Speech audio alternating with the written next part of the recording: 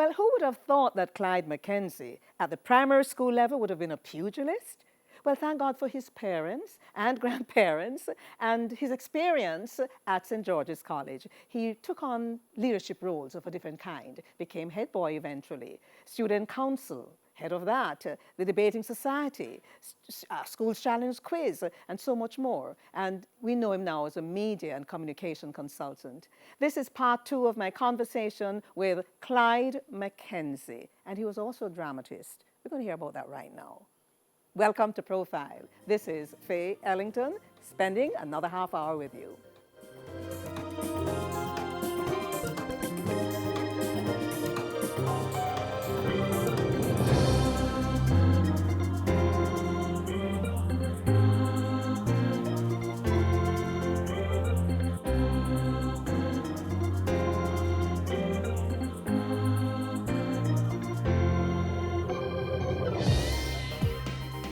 Well, here we are, part 2 of my conversation with Clyde McKenzie, media and communication consultant. And we're going to get into the media life just in about a minute or so. Clyde, you were in a production of the Mikado. Talk to me about it, because you were viewed as a find.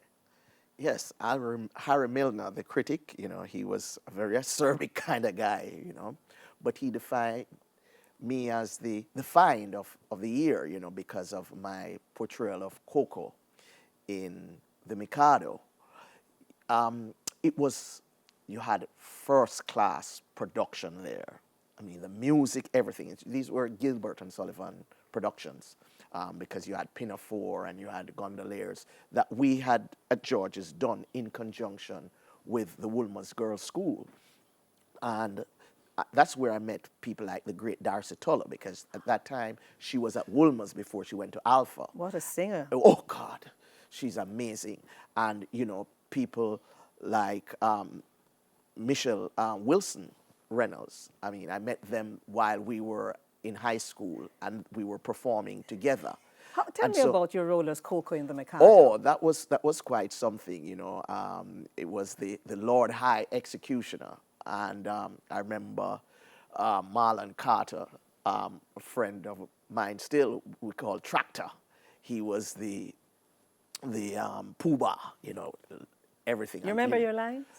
I remember some of the songs and so on. I remember there was one that brought the house down. One called Derry Down with Donna Brown. If that is so, sing Derry Down, Derry. It's evident, very our taste are one. Away we go and merrily marry, no tardy tar till the day is done. Yeah. Oh, wow, that's great. You're going back to 70-something. Yes. Yeah.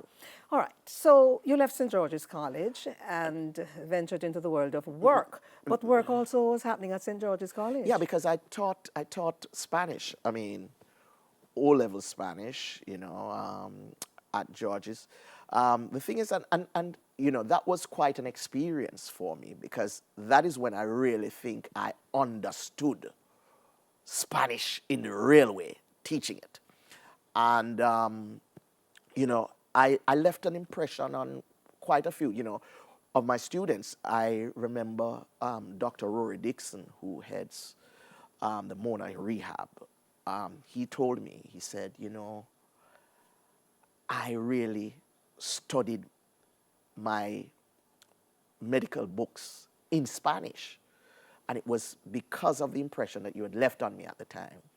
Why I did that. That must have made you feel very good. It made me feel good. Because the thing is that I really love language. I love language. And, I was able to look at the different ways of, because one of the things I showed my students, for example, which wasn't taught to me, was that there was a connection, for example, with the sentence structure of Spanish and Jamaican patois, which is different from English. So, for example, in English, you don't use double negatives, but in Spanish, you use double negatives, and in patois, you use double negatives. But also, you would find that in English, the position of what they call the object pronouns, it's different than that of Spanish. But Spanish and and patois, they have the same structure. So you say, give me it. You say, damelo. But you say in patois, in English, you'd say, give it to me.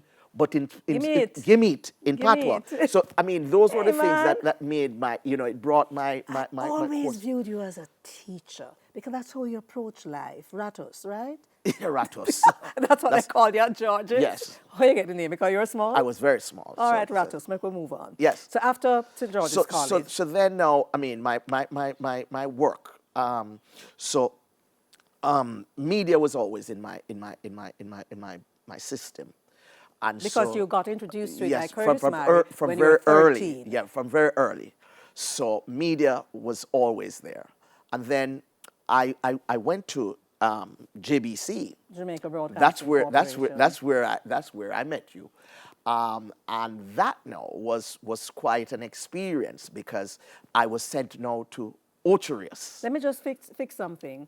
The Jamaica Broadcasting Corporation had 3 regional stations. There was Radio Central in Mandeville, there was Radio West in Montego Bay, and there was Radio Northeast in Ocherius, which would then evolve into IRI FM. So, Well, yes, because the license that Privatized, when privatization occurred, then that's how IRI got the license. But what did you start at Radio Northeast doing?